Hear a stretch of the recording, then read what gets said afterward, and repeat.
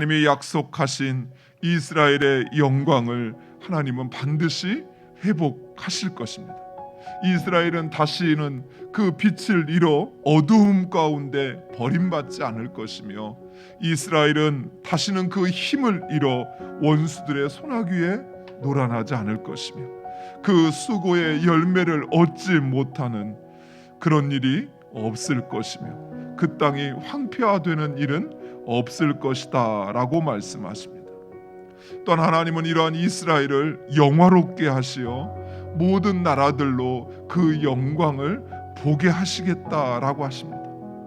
하나님은 이스라엘의 그 고난과 수고에 대한 상급과 보응을 허락하시어서 사람들로 하여금 그 이스라엘 백성들을 거룩한 백성이라 일컫게 하시겠다는 것입니다. 무엇보다도 이 일을 이루시기까지 하나님은 쉬지 아니하시고 반드시 이루시고 성취하시겠다 약속하십니다. 그래서 그 누구든 하나님께서 행하신 그 일을 알아볼 만큼 이스라엘의 과거와 미래가 다를 것이다. 그들의 그 과거의 모습과 그리고 지금을 살아가는 이스라엘의 모습이 다를 것이다 라고 말씀하십니다. 과거에는 버림받은 자, 황무지라는 이름을 가졌다면 이제는 헵시바 또는 뿔라로 불리워질 것이다 라고 이야기합니다. 헵시바는 내가 기뻐하는 여자라는 것을 뜻하고, 뿔라는 남자의 소유가 된 여자, 즉 신부를 뜻하는 것입니다. 이 말은 하나님께서 이스라엘을 기뻐하시며 그리고 하나님께서 이스라엘의 신랑이 되어 주시어서 그들을 책임지시겠다라는 말씀인 것입니다. 그러나 이러한 하나님의 약속과 성취를 확신하는 자들이 해야 할 것이 있습니다. 그것은 바로 기도입니다. 오늘 본문의 예언자는 자신과 함께 기도할 자를 모으고 있습니다. 즉, 이 시대와 그리고 가정과 교회의 영적인 파수꾼들을 모으고 있는 것입니다. 영적인 파수꾼들은 하나님께서 약속하신 것을 반드시 이루실 것을 확신하는 자들로, 그들은 하나님께서 그 약속을 기억하시도록 간구해야만 하는 것입니다. 여기서 하나님께서 기억하신다라는 말씀은 하나님께서 약속하신 것을 잊어버린다라는 말씀이 아니에요.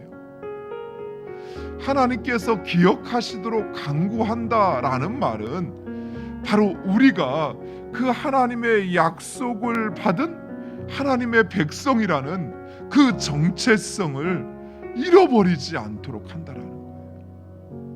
사랑하는 성도 여러분, 기도는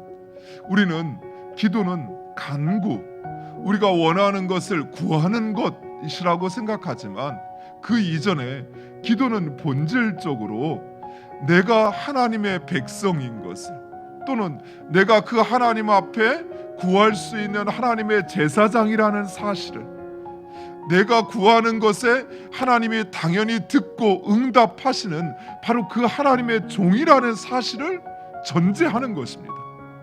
그것이 없이는 우리의 기도는 아무런 능력이 없어요.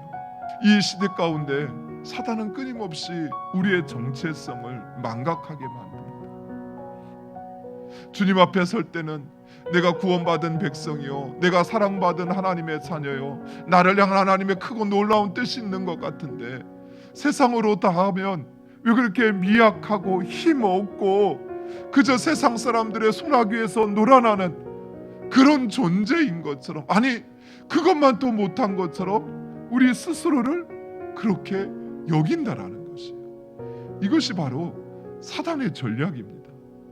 결코 인간의 지혜가 하나님의 능력을 뛰어넘을 수 없어요. 하지만 하나님의 작고 작은 그 능력만으로도 우리의 그 어떤 문제도 해결할 수 있음을 믿으시기 바랍니다.